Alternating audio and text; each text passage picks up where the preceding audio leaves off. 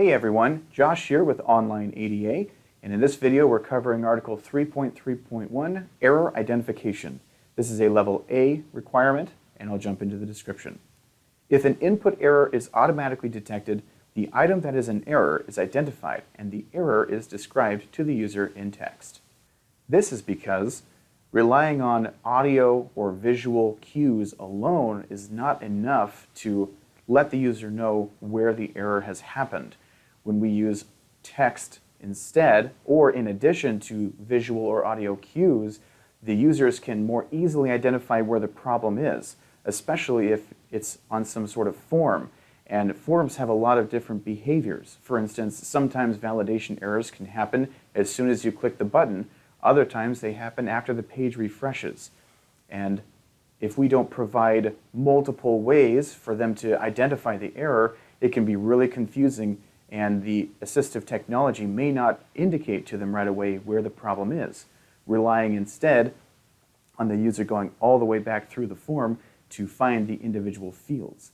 If the user isn't aware that there is some sort of input error before they attempt to submit the form, they may find that, or they may think that the form is not behaving correctly or that the form is broken instead, not realizing that they need to in fact go back to the form input fields specifically to find that information. So there are a couple of best practices here.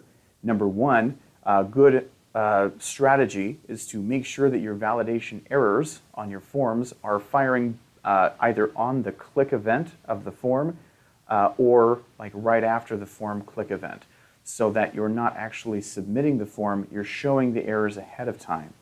This is because if you refresh the page and then show the form again with its errors, the screen reader or the assistive technology may read that the page did in fact submit correctly, and we're on a new page and start reading from the top again. The user, meanwhile, is unaware that there was a problem with the form. So we want to make sure that we get these errors to the users as quickly as possible.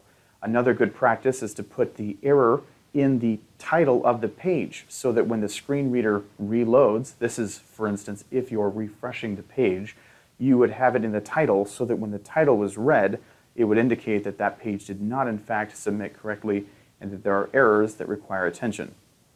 In addition, we want to try using ARIA attributes as well on our forms to indicate that there is something that needs to happen with this form specifically when the user approaches it the first time. We want to get these warnings to our users as soon as possible.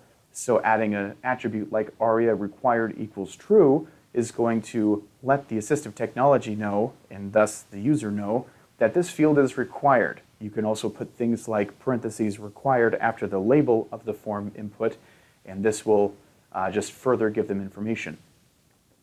Another really good technique is to use the role of alert on your form itself so that when you submit the form and validation errors are found, if you're inserting text, which I've seen a lot in my audits, and I think it's a really good idea, you insert text underneath the input or above or beside or some image or cue, then when that when that text gets added to the form, the role of alert will actually read it out loud to the user.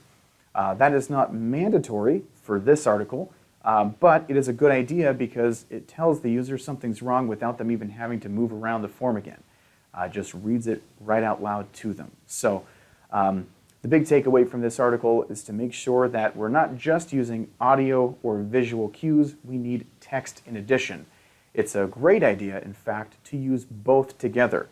That when we submit the form or when we click the submit button, we are indicating to the user what things are wrong.